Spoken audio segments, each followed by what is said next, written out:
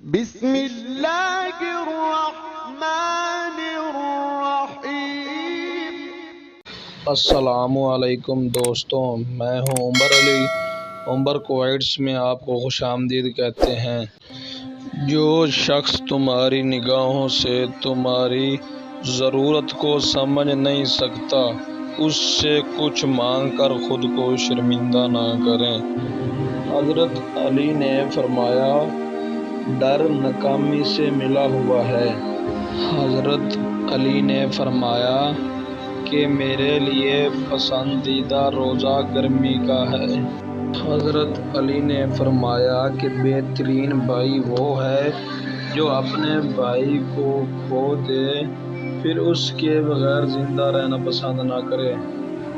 حضرت علی نے فرمایا، غم کو دور کرنے والی بہترین چیز تقدیر الہی پر بھروسہ کرنا ہے۔ میں تم کو حکم دیتا ہوں کہ خدا کی نہ جھوٹی قسم کھاؤ اور نہ ہی سچی۔ برے لوگوں کی صحبت سے برائی حاصل ہوتی ہے، جس طرح ہوا جب کسی بدبودار چیز سے گزرتی ہے تو اس سے بدبودار ہو جاتی ہے۔ زیتون کھانا غصے کو ٹھنڈا کرتا ہے۔ جو تم پر زیادہ تنقید کرتا ہے وہ تمہارا واقعی اور حقیقی دوست ہے، اور جو تمہاری تعریفیں کرتا ہے وہ گویا تمہارا دشمن ہے۔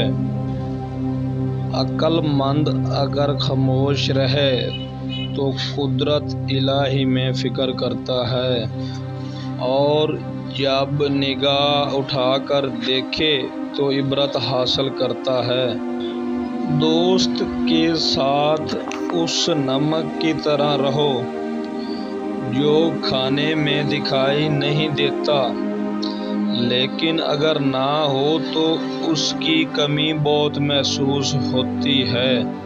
ساری دنیا کے سارے لوگ تجھے اپنے فائدے کے لیے چاہتے ہیں، صرف تیرا رب ہی ہے جو تجھے تیرے فائدے کے لیے چاہتا ہے۔ دوستی کا بھرم صرف وہ لوگ رکھ سکتے ہیں جن کے وجود میں سمندر جتنا دل ہو۔ فرمانے حضرت علی، جس کو تم سے سچی محبت ہوگی وہ تم کو فضول اور ناجائز کاموں سے روکے گا۔ اپنے جسم کو ضرورت سے زیادہ مت سنوارو، اس سے تو مٹی میں مل جانا ہے۔ سنوارنا ہے تو اپنی روح کو سنوارو، کیونکہ روح رب کے پاس جانا ہے۔ اگر تم اس وقت مسکرا سکتے ہو جب تم پوری طرح ٹوٹ چکے ہو تو یقین جانو دنیا میں تمہیں کوئی کبھی نہیں توڑ سکتا۔ زندگی میں خود کو کبھی کسی انسان کا عادی مت بنانا، کیونکہ انسان بہت خود غرض ہے۔ جب آپ کو پسند کرتا ہے تو آپ کی برائی بھول جاتا ہے، اور جب آپ سے نفرت کرتا ہے تو آپ کی اچھائی بھول جاتا ہے۔ جو ذرا سی بات پر دوست نہ رہے، سمجھ لینا وہ کبھی بھی دوست تھا ہی نہیں۔ ان لوگوں کو کھونے سے ڈرو جن کے نزدیک دوستی کے رشتے خون کے رشتے سے زیادہ عزیز ہوتے ہیں۔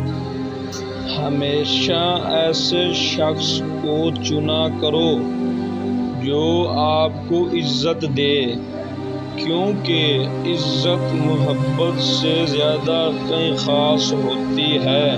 زندگی جینے کے دو ہی راستے ہیں، بھول جاؤ انہیں جن کو معاف نہیں کر سکتے، اور معاف کر دو انہیں جن کو بھول نہیں سکتے۔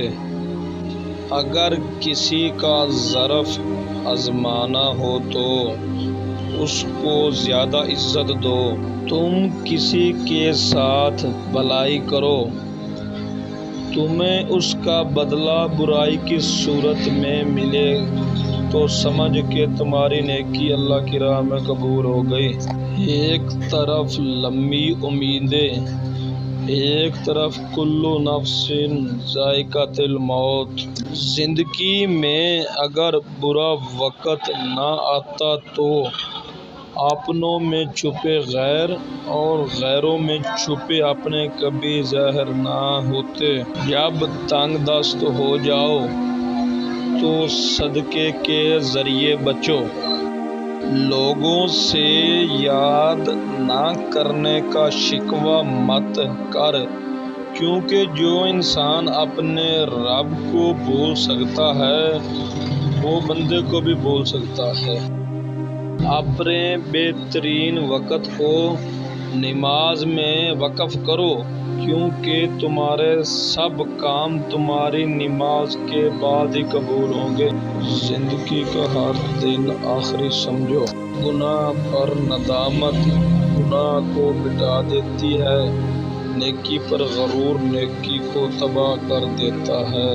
حضرت علی سے کسی نے پوچھا، آپ امیر المومنین ہیں، آپ نیچے کیوں بیٹھتے ہیں؟ آپ نے جواب دیا، نیچے بیٹھنے والا کبھی گرتا نہیں۔ لفظ انسان کے غلام ہوتے ہیں، مگر صرف بولنے سے پہلے تک۔ بولنے کے بعد انسان اپنے الفاظ کا غلام بن جاتا ہے۔ حضرت علی سے پوچھا گیا کہ کیسے پتہ چلے گا کہ کون کتنا قیمتی ہے؟ آپ نے فرمایا، جس میں جتنا احساس ہوگا وہ اتنا ہی زیادہ قیمتی ہوگا۔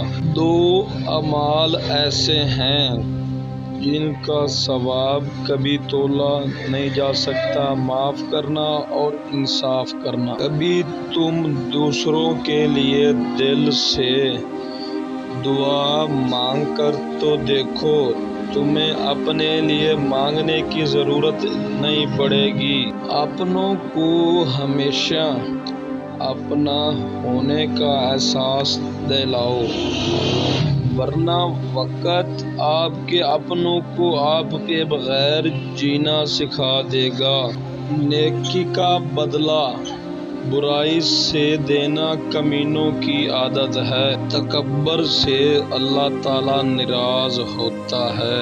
جب تم کسی کو اکیلا دیکھو تو سمجھ جاؤ کہ وہ ایک سچا انسان ہے، کیونکہ بھیڑ ہمیشہ منافق کے ساتھ ہوتی ہے۔ حضرت علی نے فرمایا، سب سے بڑا جاہل وہ ہے جو ایک پتھر سے 2 دفعہ ٹھوکر کھائے۔ جو شخص ہمیشہ تمہاری خوشی چاہے، اس کا اداس ہونا تمہارے لیے فکر کی بات ہونی چاہیے۔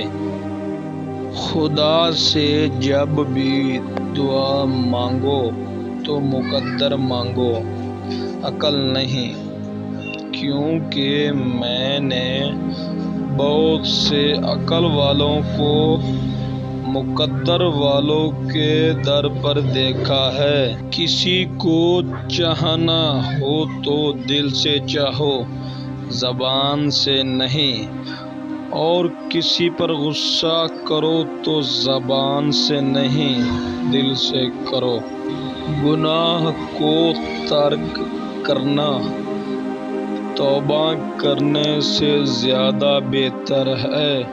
سب سے پہلی عبادت یہ ہے کہ انسان مصیبت میں صبر کر کے اللہ پاک کی مدد کا منتظر ہو۔ حضرت امیر المومنین امام علی علیہ السلام نے فرمایا، جب پیغمبر کو لڑکی کی پیدائش کی خبر دی جاتی تھی تو آپ فرماتے تھے، یہ پھول ہے اور اس کے رزق کا ضامن اللہ ہے۔